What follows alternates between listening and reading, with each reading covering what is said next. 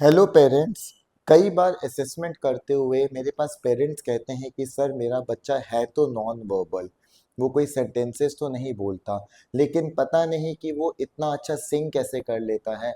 उसको कम से कम 5 से 7 नर्सरी राइम्स टिप्स पे आती हैं, वो बहुत आराम से बोल लेता है, लेकिन द मोमेंट हम बोलने के लिए बोलते हैं तो वो कुछ नहीं बोलता। ये मुझे पता है कि ऑटिज्म में कई पेरेंट्स का ये डाउट है। Hi, I am doctor R S Bagga, paediatric occupational therapist, और आज मैं ट्राई करूंगा कि आपको इन प्रॉब्लम्स का सॉल्यूशन दे पाऊं और मैं बता पाऊं कि आपका बच्चा कर क्यों रहा है। तो बने रहिए इस वीडियो में। आज हम डिस्कस करेंगे ऑडिटरी सेंसिटिविटी के बारे में, वर्बल स्टिमिंग के बारे में, और सबसे इम्पोर्टेंट चीज, जो बच्चे सिंग कर लेते हैं नॉन वर्बल बच्चे, क्या उनकी कभी स्पीच आएगी या नहीं आएगी। पेरेंट्स, यहाँ पे हम सबसे पहले समझते हैं कि स्पीच और सिंगिंग में डिफरेंस क्या है, लाइक ब्रेन लेवल पे क्या डिफरेंस है। सबसे मेजर डिफरेंस ये है कि जो स्पीच है, जहाँ पे मुझे एक्सप्रेस करना है अपने आप को, वो कंप्लीट लेफ्ट हेमिस्फेयर का काम होता है, बिकॉज लेफ्ट हेमिस्फेयर में दो पार्ट मिलते हैं, Broca's area, Wernicke's area. In fact जो मोटर एरिया होता है वो मिलता है यूजली लेफ्ट में, तो स्पीच में हमारा लेफ्ट हेमिस्फेयर ज़्यादा स्टिमुलेट होता है।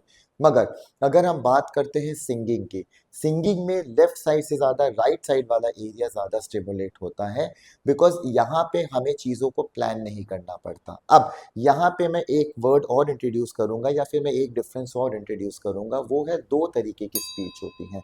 एक होती है ऑटोमेटिक स्पीच और एक होती है जनरेटिव स्पीच। ऑटोमेटिक स्पीच का एक बेहतरीन जो एग्जाम्पल है वो इनफैक्ट सॉन्ग्स ही हैं। आप कई बार, हम भी अगर कोई सॉन्ग्स गाते हैं तो बिना सोचे समझे हम बहुत लंबे लंबे सॉन्ग्स गा लेते हैं, या इनफैक्ट आप कोई रिलीजियस मंत्र अगर आपको आता है तो आप लोग कई बार वो मंत्र को एक रिदम में बोल लेते हैं, और आप देखते हैं कि शायद आपने एक एक वर्ड पे ध्यान नहीं दिया।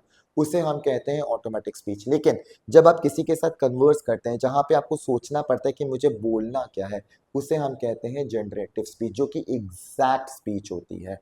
कहने का मतलब ये है कि जब बच्चा सॉन्ग सुनता है तो उसका राइट हेमिस्फेयर बहुत ज़्यादा स्टिमुलेट होता है, और जब बच्चा स्पीच अपने आप को एक्सप्रेस करने का ट्राई करता है तो उसका लेफ्ट हेमिस्फियर है जो कि स्टिमुलेट करता है। आई होप आपको इस चीज़ से ये तो पता लग गया होगा कि सिंगिंग एंड स्पीच में बहुत ही अंतर है, और जो बच्चे बहुत अच्छा सिंग करते हैं ज़रूरी नहीं है कि उनकी स्पीच आए। अब यहाँ पे एक और सवाल उठता है, इसका मतलब है कि जो बच्चे बहुत ज़्यादा अच्छा सिंग कर रहे हैं क्या वो कभी नहीं बोलेंगे। इसका आंसर डिपेंड करता है दो चीज़ों में। पहली चीज़, बच्चे की ऑडिटरी सेंसिटिविटी कैसी है। अगर वो बहुत ज़्यादा सेंसिटिव है, वो सारा दिन हमिंग करता जा रहा है, या फिर वो बहुत ज़्यादा ऑडिटरी सीख कर रहा है, इतना सीख कर रहा है कि वो पूरे एनवायरनमेंट में ओरिएंटेड नहीं है, तो उस केस में हो सकता है कि वो बहुत अच्छा सिंगर हो, लेकिन स्पीच आने में आपको बहुत ज़्यादा परेशानी या फिर बहुत ज़्यादा एफर्ट्स लेने पड़ेंगे। लेकिन अगेन, अगर यही एक बच्चा है जो कि वर्बल स्टिमिंग कर रहा है, पोएम्स गा रहा है, लेकिन अब वो आपको आई कांटेक्ट देने लग गया और कहीं ना कहीं वो एक दो वर्ड्स को यूज़ करने लग गया करेक्ट तरीके से, तो ऐसे बच्चों में स्पीच बहुत ही अच्छे तरीके से डेवलप होने की प्रोबेबिलिटी होती है। ये डिपेंड करता है, जैसे मैंने अपनी प्रीवियस वीडियो में बोला था, माइल्ड, मॉडरेट या सीवियर ऑटिज्म है।